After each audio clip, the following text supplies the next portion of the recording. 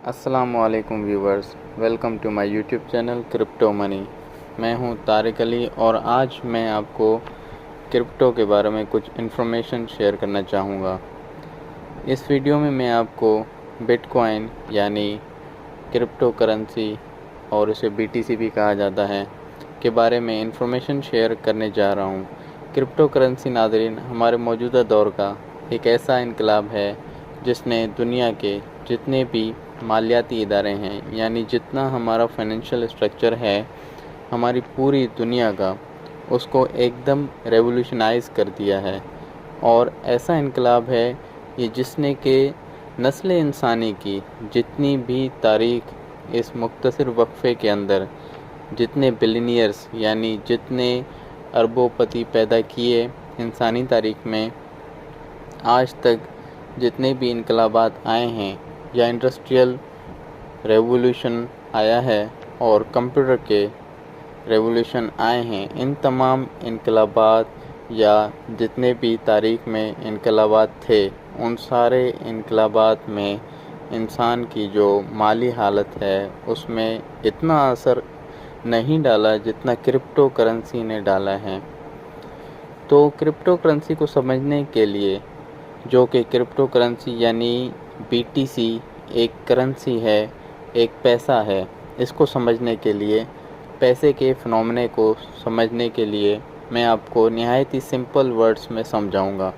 جیسے کہ اگر میں کسی کو 1000 کا نوٹ دیتا ہوں اور اس سے کوئی چیز خریدتا ہوں تو مجھے وہ بآسانی مل جائے گی، پر اگر میں ایک پیج پر، ایک کاغذ پر اس کو 1000 کے نوٹ کی تصویر بنا کے دوں کسی دکان والے کو تو وہ کہے گا کہ یہ کون سا مذاق کر رہا ہے میرے ساتھ، مجھے سامان نہیں دے گا وہ، کیونکہ ہمارے جو اصلی نوٹ ہیں اس پہ اسٹیٹ بینک کی مہر لگی ہے، جو کہ ہر پاکستانی کو پتہ ہے یہ اصلی نوٹ ہے اور کاغذ نقلی ہے۔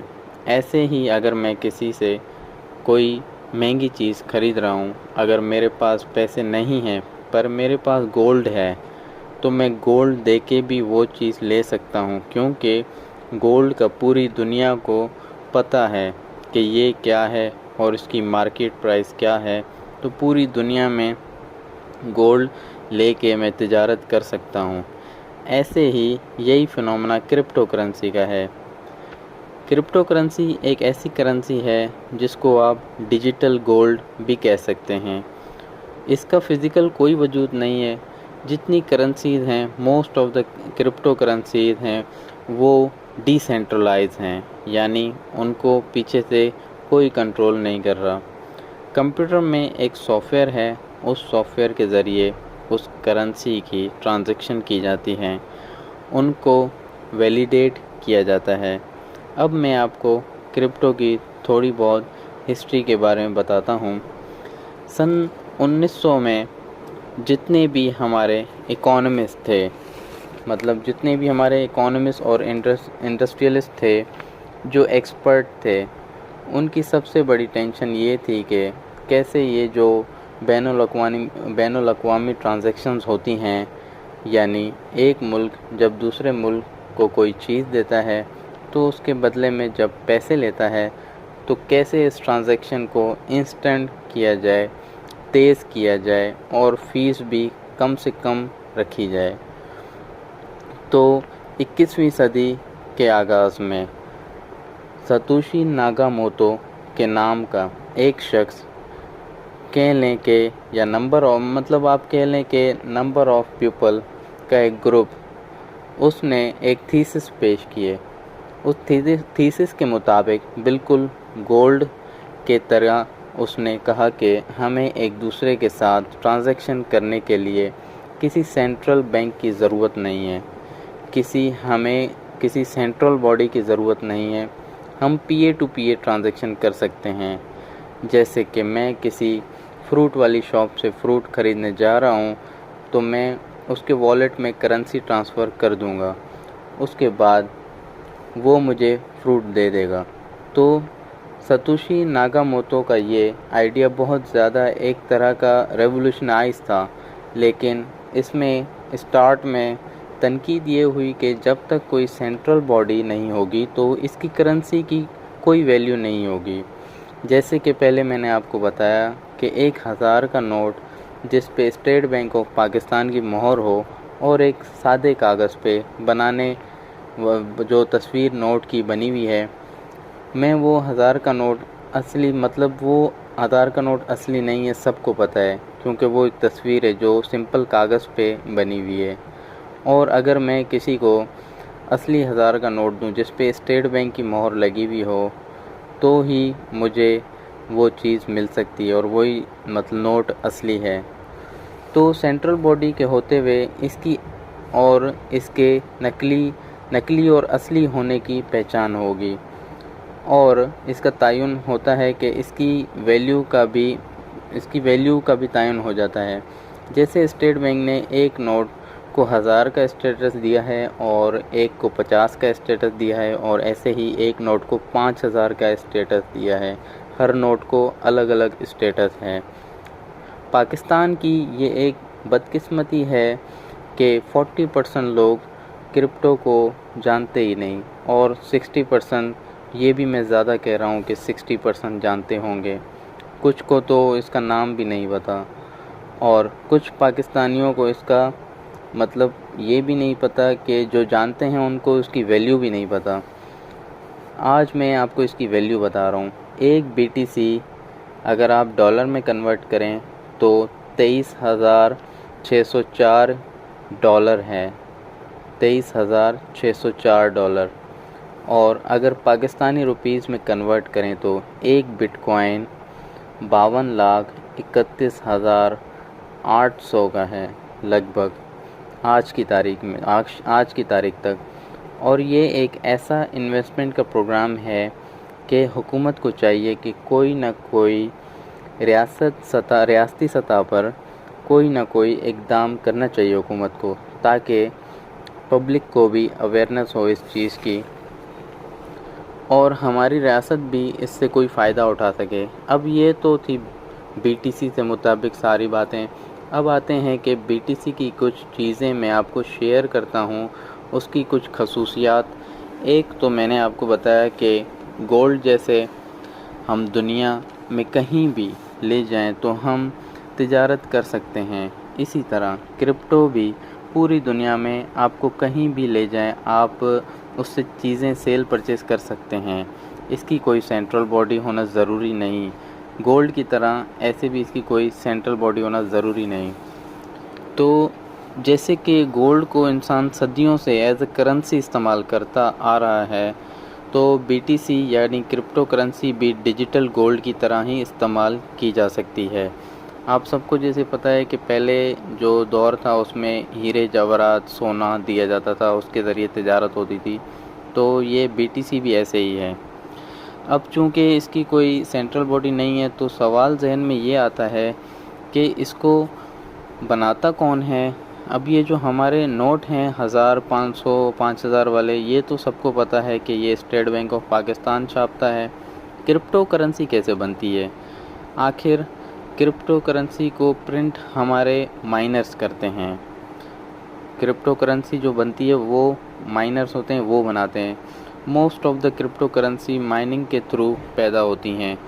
अब वो कैसे होती हैं मैं आपको बताता हूँ। अब मैं किसी शॉप पे कोई चीज़ ख़रीदने जा रहा हूँ, मैं उनको मोबाइल से अपने अकाउंट से BTC ट्रांसफ़र करूँगा, जितने बिटकॉइन की वो चीज़ होगी उतने कॉइन ट्रांसफ़र करूँगा। अब मेरे अकाउंट से कॉइन निकल के शॉप वाले के अकाउंट में ट्रांसफ़र होंगे, वो एक कंप्यूटर सॉफ्टवेयर के ज़रिए ट्रांसफ़र होंगे। मतलब मेरी ट्रांजैक्शन एक कंप्यूटर सॉफ्टवेयर के पास जाएगी, वो सॉफ्टवेयर BTC क्रिप्टो करेंसी का होगा। फिर वो सॉफ्टवेयर मेरी ट्रांजैक्शन को वैलिडेट करेगा, आया कि मेरे अकाउंट में इतने कॉइन हैं या नहीं। अब ये जो मुझे हेल्प कर रहा है कंप्यूटर, उस दौरान उस कंप्यूटर को रिवॉर्ड मिलेगा। बायर और सेलर की हेल्प या ट्रांजैक्शन करने के लिए उसको वो रिवॉर्ड मिलेगा। वो रिवॉर्ड जो है उस कंप्यूटर और उस BTC की नई पैदाइश होगी, यानी क्रिएट होगा एक नया कॉइन। तो इसी तरह बगैर सेंट्रल बॉडी के ज़रिए یہ عمل میں آ سکتا ہے، یہ عمل میں آئے گا، ٹھیک ہے۔ اور مائننگ کے ذریعے بھی بٹ کوائن پیدا ہوتا ہے، اسے ہم کہتے ہیں کرپٹو مائننگ۔ اب دوسرا سوال آپ کے ذہن میں یہ آتا ہے کہ ایک ایسی کرنسی جس کی نہ کوئی سینٹرل باڈی، نہ ہی جس کا کوئی فزیکل وجود، تو اب گولڈ کا جو ہے فزیکل وجود ہے، لیکن کرپٹو کرنسی کا تو کوئی فزیکل وجود نہیں ہے آج ہمارے پاس۔ اگر آج ہی انٹرنیٹ بند کر دیا جائے تو جتنے ہمارے لوگوں کے اربوں روپے وہ تو سارے ڈوب گئے، لیکن اس کے باوجود کیا وجہ ہے کہ اس کرپٹو کی ویلیو اتنی ہائی ہے؟ وہ بھی بڑی دلچسپ وجہ ہے، اس چیز کی بھی بہت بڑی دلچسپ وجہ ہے۔ وجہ کچھ یہ ہے کہ جتنی بھی دنیا کے بڑے بڑے انویسٹرز ہیں یا دنیا کے جتنے بھی ٹیکس ایویڈرز ہیں، ان کے لیے کرپٹو اور BTC سیو ہے۔ یعنی میرے پاس 1 ارب روپیہ ہے اور 1 ارب میرے اکاؤنٹ میں پڑا ہوا ہے۔ آج اس ملک کی مانیٹری پالیسی اگر چینج ہو جاتی ہے پڑے وہ میری سیونگ کے اوپر ایفیکٹ کرے گی، میری سیونگ کے اوپر کٹ لگ سکتا ہے، یا اس طرح کے اور جو ٹیکس ایویڈرز ہیں وہ بھی اپنا پیسہ بچانے کے لیے یا چھپانے کے لیے کرپٹو کرنسی میں انویسٹ کرتے جا رہے ہیں۔ تو یہی وجہ ہے کہ جتنی بھی کرپٹو کرنسی ہیں ان کے پیچھے اچھا خاصا بلینز ٹریلینز کے حساب سے بھی ٹوٹل انویسٹمنٹ ہے۔ جتنی بھی کرپٹو کرنسی ہیں تو اچھی خاصی انویسٹمنٹ ہے اس کے پیچھے۔ اچھا، یہ تھی میری کرپٹو کرنسی اور BTC کے متعلق ساری رپورٹ۔ امید کرتا ہوں BTC اور کرپٹو کے حوالے سے میں نے بہت سارے سوالات کے جوابات دے دیے ہیں۔ ابھی بھی آپ کو کوئی سوال ہے تو آپ کمنٹ کر سکتے ہیں، میں کوشش کروں گا انشاءاللہ آپ کو جلد از جلد اس کا رپلائی دے سکوں۔ اس ویڈیو کو ختم کرنے سے پہلے میں یہ کہنا چاہوں گا کہ ہمارے ملک میں کرپٹو اور BTC کی اتنی اویئرنیس نہیں، اور اس اویئرنیس کو بڑھانے کے لیے ایک بہت ہی ساؤنڈ آواز ہمیں نظر آتی ہے، وہ ہے وقار زکا۔ وقار زکا ہمارے سوشل ایکٹیوسٹ ہیں اور کرپٹو کرنسی کے اندر ایک ان کی بہت بڑی کنٹریبیوشن ہے۔ اس کے علاوہ جتنی بھی ہمارے سوشل ایشو ہیں وہ بھی وقار زکا ہائی لائٹ کر کے ہمیں ڈیٹیل میں بتاتے ہیں۔ اور FIA نے کرپٹو کرنسی کو بین کر دیا تھا، انہوں نے سندھ ہائی کورٹ سے ایک لیٹر ایشو کروایا تھا جس میں FIA والوں کو کہا گیا کہ کرپٹو کرنسی والے جو ہیں، جو کرپٹو کرنسی پہ کام کر رہے ہیں جو افراد، انہیں گرفتار نہیں کیا جائے، جو فراڈ نہیں کر رہے، جو لیگل طریقے سے کر رہے ہیں تو ان کو اریسٹ بھی نہ کیا جائے، ان کو ان کا کام کرنے کی اجازت دی جائے، ان کو اریسٹ بھی نہیں کیا جائے۔ تو وقار زکا کی بہت بڑی کنٹریبیوشن ہے کرپٹو کرنسی میں۔ تو یہ تھی آج کی کرپٹو BTC کے حوالے سے ویڈیو۔ اگر کرپٹو کے بارے میں آپ کو ڈیلی اپڈیٹ چاہیے تو میرے چینل کو سبسکرائب کریں اور ویڈیو کو لائک کرنا نہیں بھولیے گا۔ Thank you.